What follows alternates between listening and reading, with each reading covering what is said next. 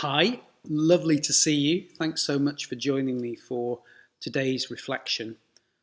As you can no doubt see, I'm back in the church today. We've got a rehearsal for our very first wedding of the year, and the first since we've been able to emerge a little from the restrictions associated with COVID. And I guess the first thing to reflect on is just our sadness, really, to have had to miss out on so many weddings that were planned for this year. Primarily, of course, we're sad for each of the couples as they deal with the disappointment of not being able to celebrate their commitment to each other with their family and their friends.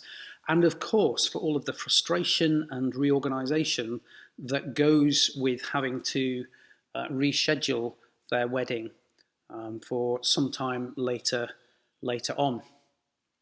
And of course, we're sad from a personal perspective here to not have been able to be part of those wedding days and the celebrations that have gone with them.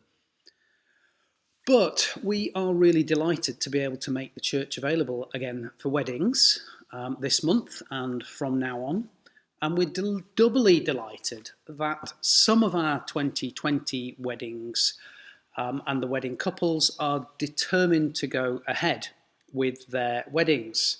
Even though they've had to really scale down the day, they've had to reduce the number of people attending and the number of people they can celebrate with. So I just thought that today I'd think for our reflection a little bit about weddings. And one of the reasons why I love being a part of weddings so much, and perhaps more importantly, what insight they might give us into who God is and what He's like. And and I say this to many wedding couples and many wedding services, when you think about it from any rational perspective, weddings are absolutely mad. they are absolutely bonkers, because what we find is two people standing here, and actually right here where I'm sat, making utterly unconditional promises to each other about the future. Amongst other things, they say to each other these beautiful words. They say, "I take you to have and to hold from this day forward, for better, for worse, for richer, for poorer, in sickness and in health, to love and to cherish, till death us do part." And if we think about it, it is bonkers, isn't it? Because none of us know the future. None of us know how things will go between us. None of us know just what worse looks like, or poorer, or sickness. None of us know what that might look like for us and what troubles our relationships might face.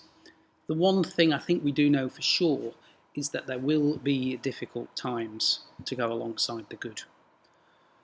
And yet, amazingly, couples still stand here and make these promises, as they have done in this exact same spot for hundreds and hundreds and hundreds of years. They say, come what may, whatever life throws at us, we are all in.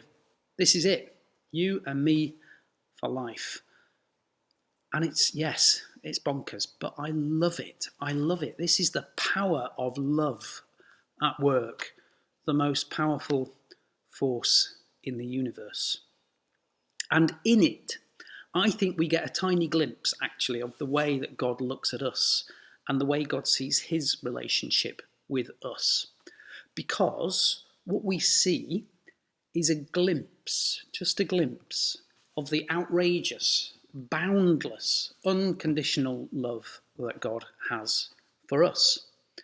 God's relationship with us is not some contractual, conditional transaction where God says to us, well, I'll love you if you behave the right way, if you sort yourself out, if you believe the right things. And by the way, I've got lots of opt-out clauses, and if things get tough, then I'm out of here.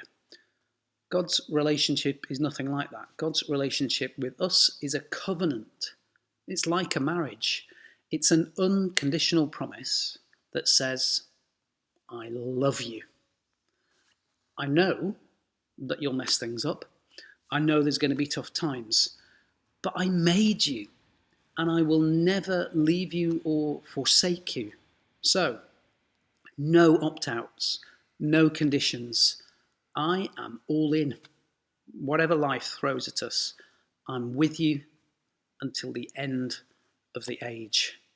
Even death cannot separate us. So today, wherever you're at, whatever life looks like for you at the moment, whatever you think your relationship with God might be, however patchy or distant, please do know He is utterly committed to this relationship with you. For better, for worse, for richer, for poorer, in sickness and in health, to love and to cherish. That's why I love weddings, because in it we see a glimpse, in the people who are marrying each other, we see a glimpse of the love of God. So I do hope you have a wonderful weekend and look forward to seeing you soon. Bye-bye.